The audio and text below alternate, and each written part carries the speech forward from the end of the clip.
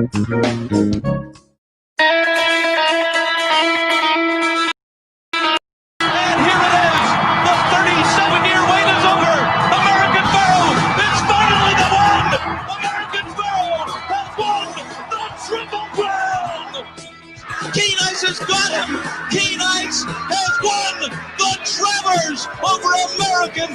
With 250 meters left to go, Rich Bishop's got away from California Chrome, and he's got a 6-leg lead as they come to the wire. A triple crown winner, a Breeders' Cup winner, a horse of a lifetime. Broadcasting live from the Capitol OTB studios, this is Racing Across America with Seth Merrow.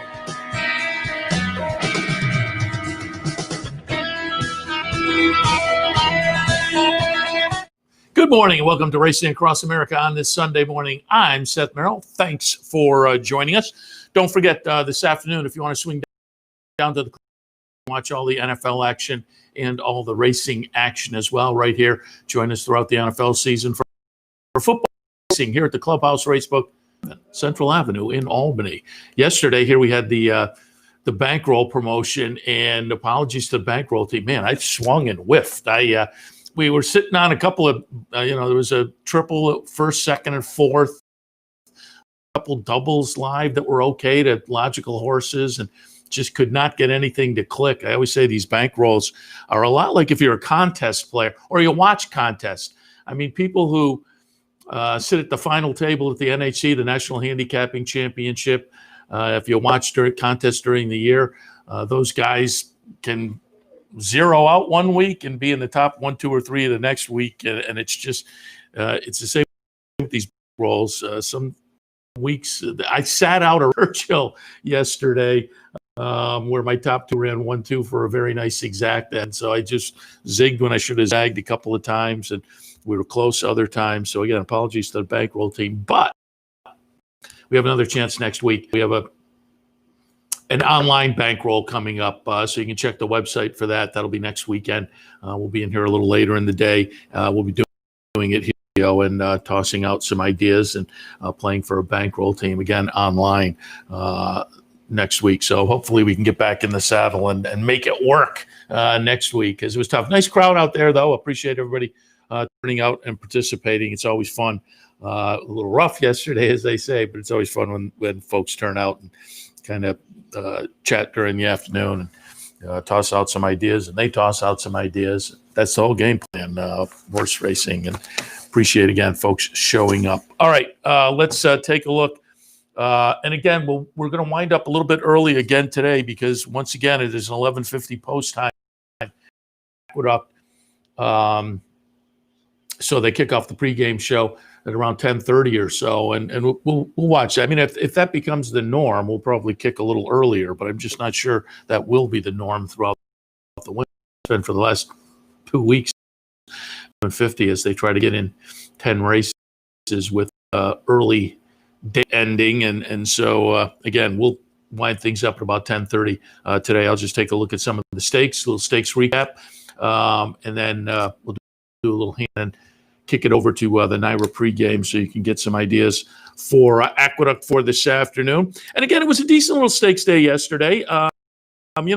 Period late in the year, although this is coming up a list. This isn't coming up. Fairgrounds will open up this coming week. They have the Thanksgiving Classic on Thanksgiving Day. Friday, obviously, the Clark down at Churchill. A lot of fun. And then out at Del Mar, you have the Del Mar Turf Series. A lot of great stakes action at Del Mar. They have some nice stakes next Saturday at Laurel.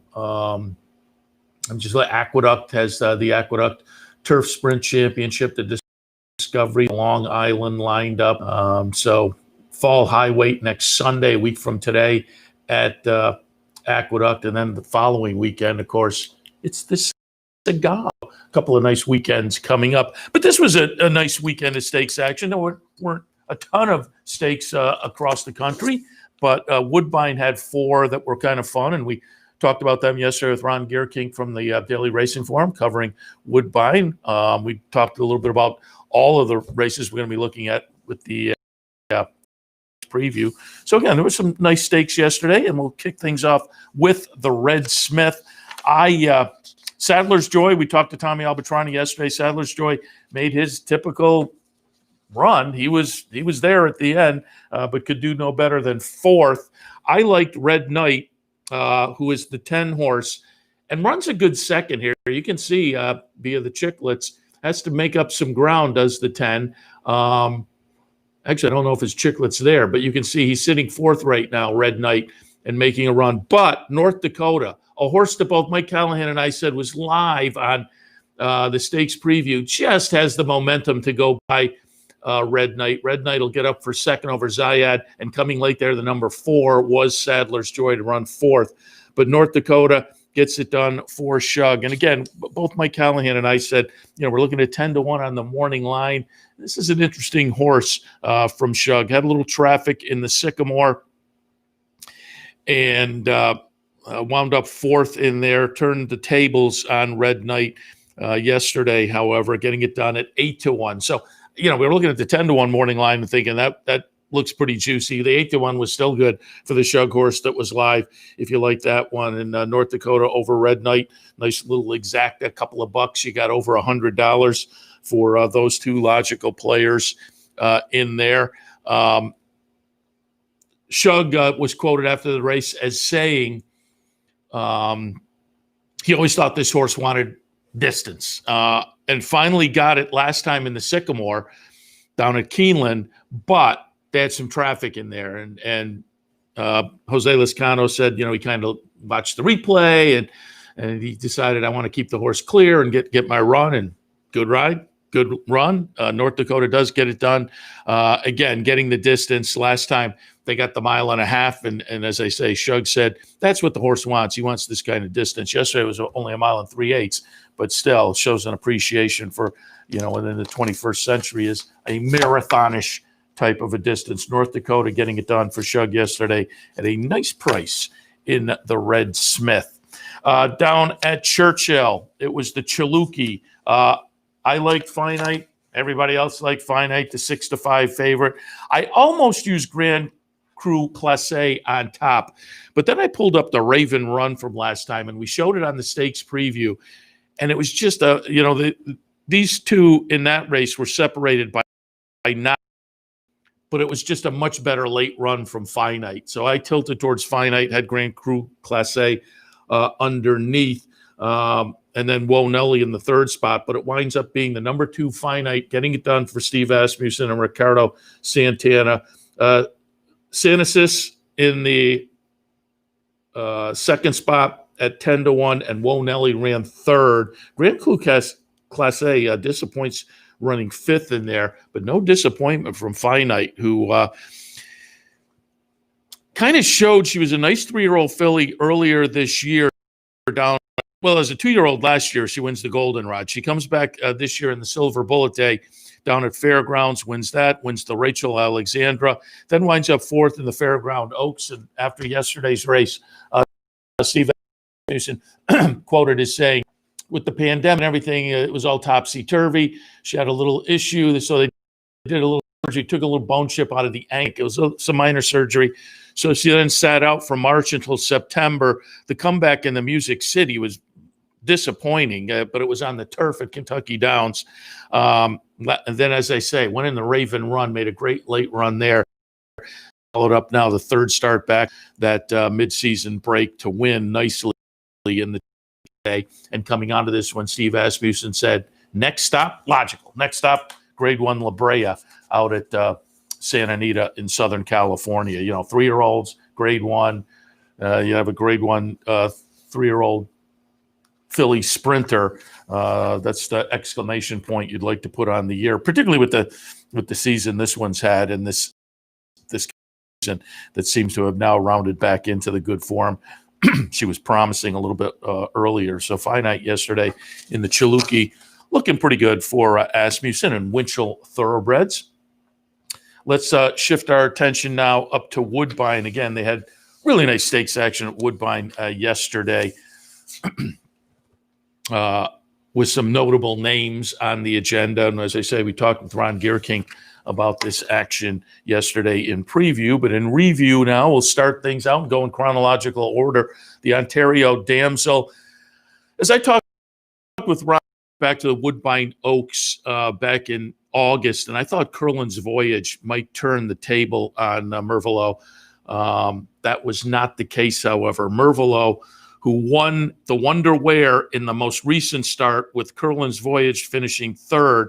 Merrow puts two together, and as the two-horse wins, Curlin's Voyage disappoints, though. Curlin's Voyage, betting public was with me, made that one the favorite. Curlin's Voyage is the number one.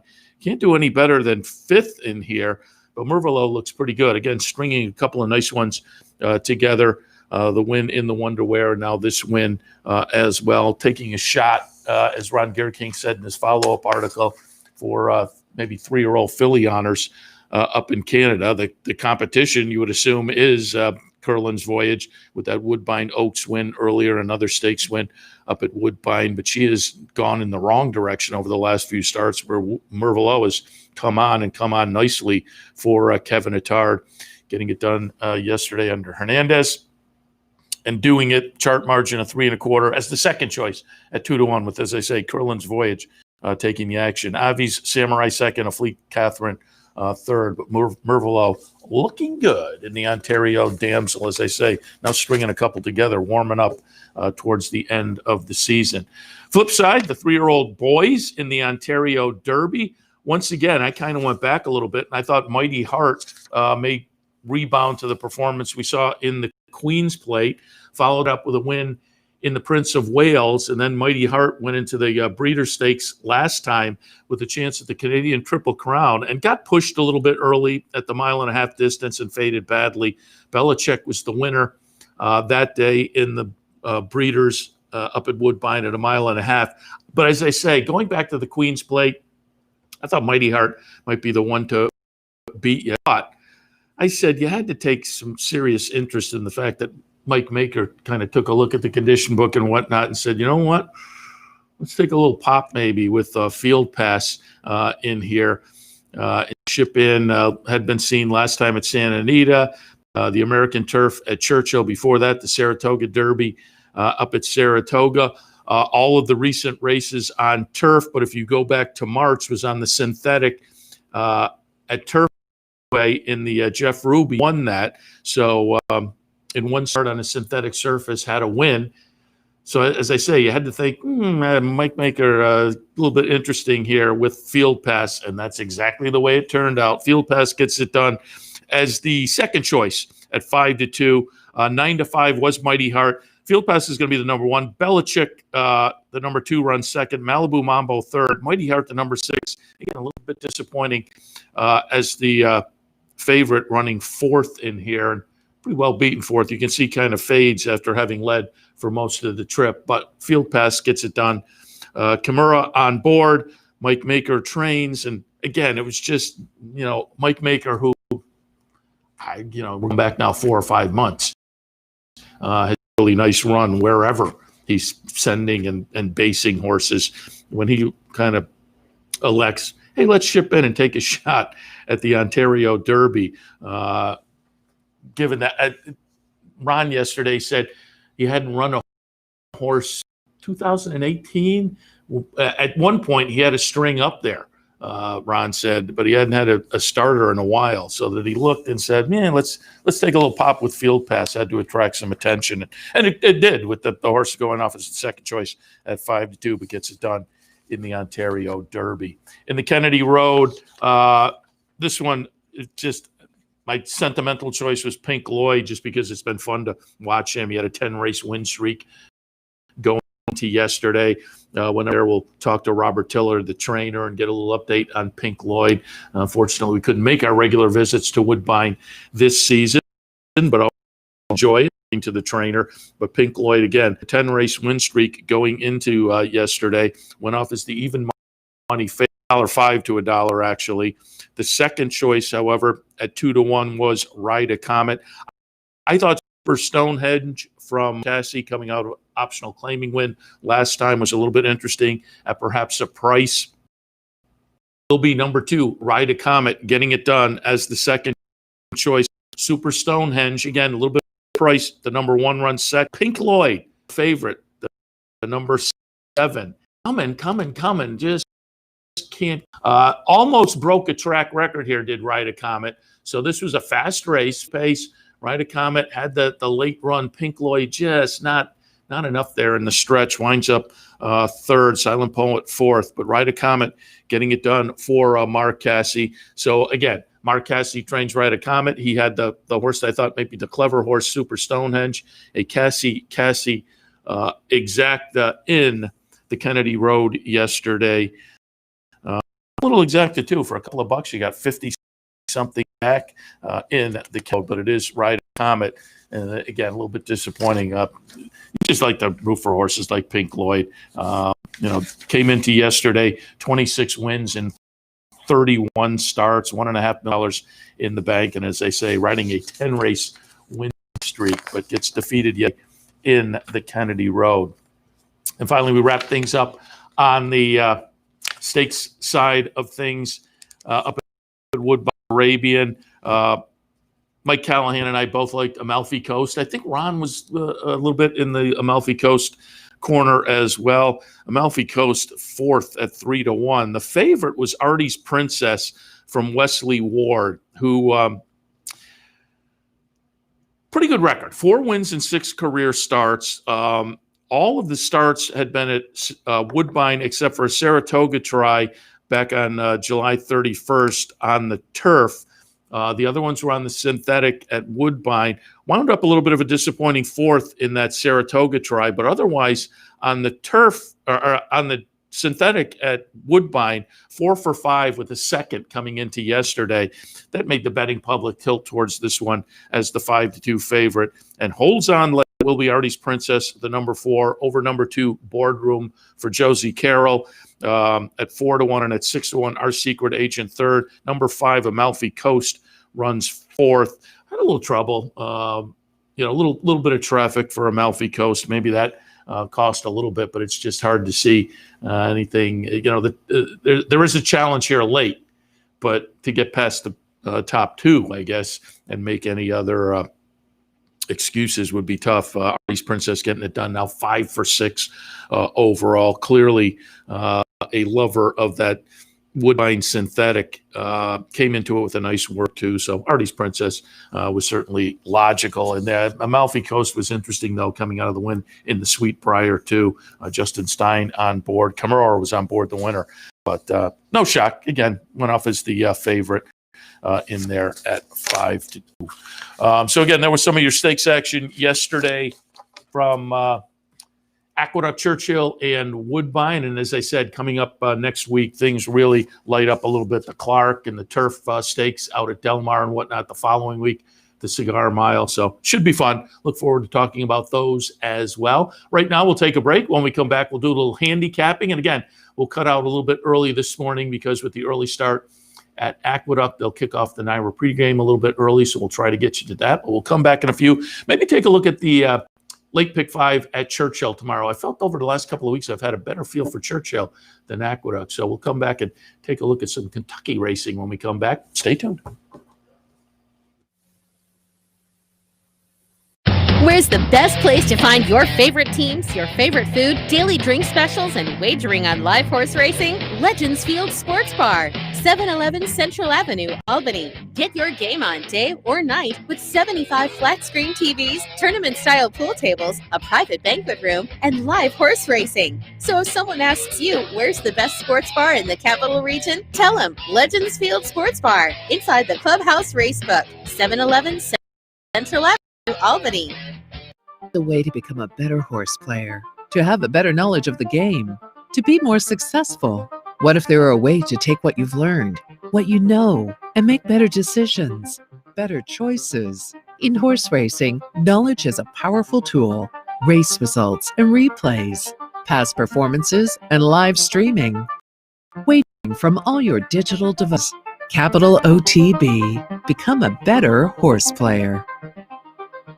Birdstone is an outside front. They're coming down to the finish. Can Smarty Jones hold on? Here comes Birdstone. Birdstone surges past. Birdstone wins the Belmont Stakes.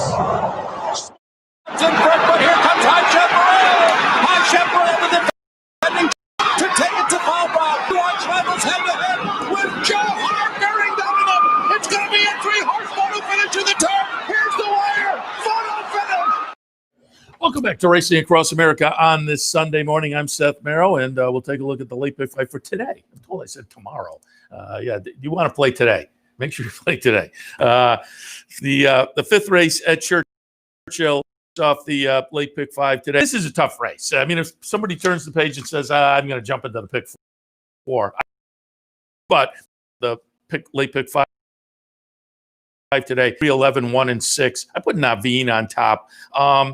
The debut wasn't much, but I thought the workout leading into this race may indicate the horse benefited from that. Canthero, I like that. The Dan produced a sibling called KK's Buckeye that was a little mixed early, but was win early. 8th in the debut, then won the second start, then had a did not finish, then won the next two. So won 3 of the first 5. So I think a little win early breeding for those kind of a situation though, debuting at 40 and moving down to 15, maybe don't hold up quite high levels. But again, work out the 47 and change, says Naveen, maybe a little bit live for Brendan Walsh. We'll look at Dirty Deeds, dropped down to this level last time. And ran okay early, got caught late, goes from 7 furlongs to 6 furlongs today. That may be beneficial. Third spot, we'll look at New Dice, who dropped down to the last time for Dallas Stu and showed a little punch. It wasn't much, but this is not much of a field mission in the 4th spot for Kenny McPeak. A whole lot. Turn the page and look at 4. I wouldn't argue, because this does have the feel of one of those races where one of these comes out feeling their oats today and gets it done. But Naveen was maybe a little bit intriguing to me. I have a 311, 1 and 6 in race number 5. Race number 6 again kicks off that late pick 4 down at Churchill today. I have a 2, 1, 6 and 7. The Big S, a little 5-1 on the morning line. We'll see if that holds up. But I thought this horse was intriguing, going out for Ray Handel. Keeneland and Churchill in the last 2 starts. The Keeneland start was okay. The Churchill start, not much. But now they drop in for a tag. This is a horse that earlier in the career they had some hopes for. They started in the Amsterdam and the Alan Jerkins at Saratoga last year. Didn't do much in either of those, but obviously they had some expectations for the horse. Has not quite lived up to them, although the start of this season, they had a big layoff. November until September season, and then came back up at Saratoga and ran second before that third 2 starts back at Keeneland. And again, the follow-up at Churchill wasn't much, but now they drop in for the tag, again, with some back class maybe, or at least some back potential. We'll put the Big S on top. Takafumi in the second spot off the nice second place when dropped in for a tag last time over at Churchill. Rob the Rich in the 3rd spot. Was in some maiden special company, finally in career start number 6, broke the maiden, and then followed up in, a salty starter allowance here at Keeneland last time. So drops in for a tag the first time. I thought the last 2 numbers this horse fired kind of fit with this bunch. So we'll put Rob the Rich in the mix. And then Spin Rate. Nice maiden special win down at Fairgrounds earlier this year. Laid off from that race until October. So February to October layoff. The comeback and allowance company at Keeneland was not much. Had switched barns from Tommy Amos to Ron Moquette. This is one that's tough to kind of know which direction to go, because the debut was very good, then a layoff. So obviously something went amiss, comes back. It's not much of a comeback. Do note, however, as I say, beaten last time in allowance company behind Nashville. So, that was a pretty good race for a comeback effort. I'll give this one another chance to maybe get closer to what we saw in the debut effort. In the 6th at Churchill, 2, 1, 6, 7. 7th race at Churchill, kind of a fun little maiden special event for the 2-year-olds going 6.5 furlongs.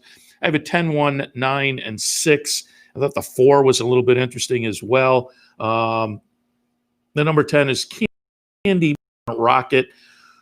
Man, by Candy Ride, a win early sire. They paid $250,000 for this horse at OBS earlier this year. There's a sibling called Simsbury, who was 5th and 4th in the first 2 starts, but then ripped off 3 wins. So I thought there was a little win early on the bottom. Bill Mott, I've said it for the last couple of months, his first-time starters starting at the end of Saratoga became a little bit interesting. And so we'll put that one on top. Bob's Edge in the second spot for Larry Jones, just missed in the debut. Off of that debut effort, you have to think Bob's Edge is going to be live in here. Third spot, I went with Supremacy by Constitution, comes from Brad Cox. So there's a little win early, a little nature and nurture working with the sire and the trainer. Oxfire in the third spot. I looked at the works for this Jack Sisterton runner and thought, you know what, a couple of the works there are pretty good and may indicate this horse could be live first out. And Macron in the fifth spot, as I say, not necessarily going down 5 deep, but I just couldn't ignore the Asmussen runner in the second start that may offer some value. There was a sibling called Egg Drop that won its career debut. This one didn't, but showed some punch. And we all know the Asmussen runners, some bang first out and some just benefit from that first start and get better next time. That may be the case with Macron. Number 11, Ghostliner. They paid just under $500,000 for that one. It's Mark Cassie, Cassie. The number 11 is another one that's interesting. It's a fun race. It's an interesting race that some horses have the potential coming out of here and being nice 2-year-olds going into nice 3-year-olds in just a little over a month. But the 7th at Churchill for me, 10, 1, 9, and 6 with a look at the 4 as well. The 8th race at Churchill Downs, a C-conditioned allowance event, 5 furlongs. The trip, I have the 8th at Churchill, 6, 1, 2, and 3. 7 Nation Army from Ron Moquette. Just firing some numbers that match up well with most of these. And I think consistently that the race 2 back, stakes race at Remington, a good second with a good number, nice third last time at Keeneland, again with a number that matches up with these. So we'll tilt in that direction. Admiral Lynch in the second spot, Mike Maker, Tyler Gaffleone.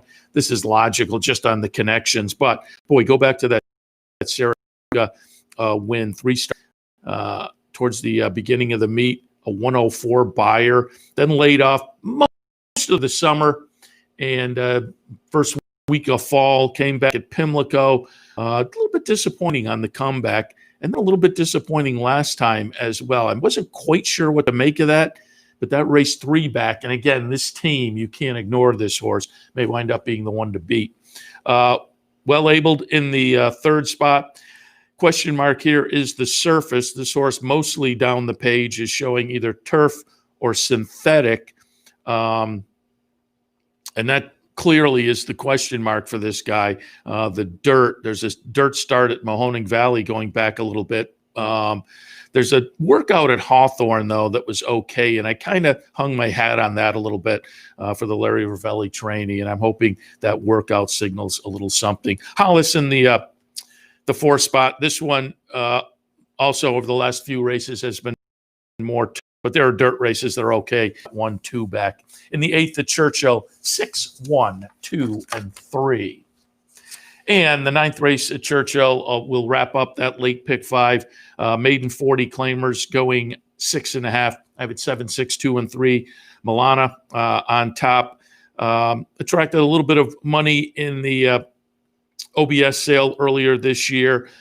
Did not live up to that in the career debut for Brad Cox, and now drops down for a 40 tag. So this is one of those you can go either way. But Brad Cox has been just on such a run. They add the blinkers, and they do get the class dip. And made special weight to maiden claiming, Brad Cox does pretty well. So I'll look for this one to maybe improve with the class drop. But, boy, you pay 160 and then you give up in the second career start. That is not a good sign. So some of the alternatives, Keitani, the number 6 horse. I like Cairo Prince quite a bit as a first outsider.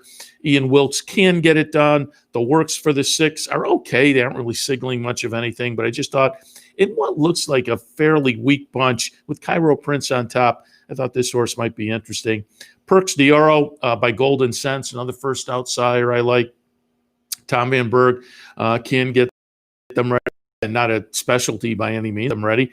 And also, works aren't saying much, but just thought in this field, maybe a a fresh face was a little bit interesting. And then Jersey Lily with some early speed in the first 3 career starts and going maiden special weight to maiden claimer for Bernie Flint. So we'll throw that one in as well. It's an intriguing sequence with some races that are a little bit of head scratchers, and you got to make your stand and take your opinion. In my opinion, in the 9th at Churchill, 7, 6, 2, and 3. All right, looks like they're on the just beginning with the NYRA pregame show, so we will wrap up, send you down there. Again, it's an 11:50 post for Aqueduct. That means an early start also for OTB Live on this Sunday. I'm back in about an hour or so to kick things off, so look forward to seeing you then. Thanks for tuning in this morning. Don't forget, stop down to the Racebook today for NFL Sunday. Watch all the football action, all the racing action as well. NFL Sundays here at the Clubhouse Racebook, 711 Central Avenue in Albany. And once again, we have another bankroll coming up next weekend. Find out more about that on the website as we'll let you know more also. But love to have you participate in that as well. Check out the website for next weekend's bankroll, which we'll be doing here from the studio. So you can get your chance to be part of the team online, captv.com. All right, wrapping it up for this edition of Racing Across America. We'll send it down to the NYRA pregame. We'll see you later for OTB Live. You're watching OTB TV, a service of Capital Off Track Betting.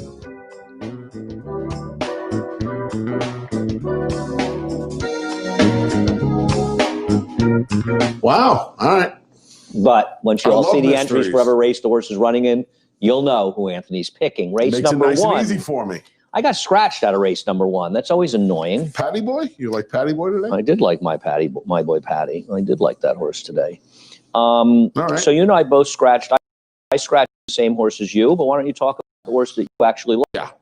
Makoto. Back in for the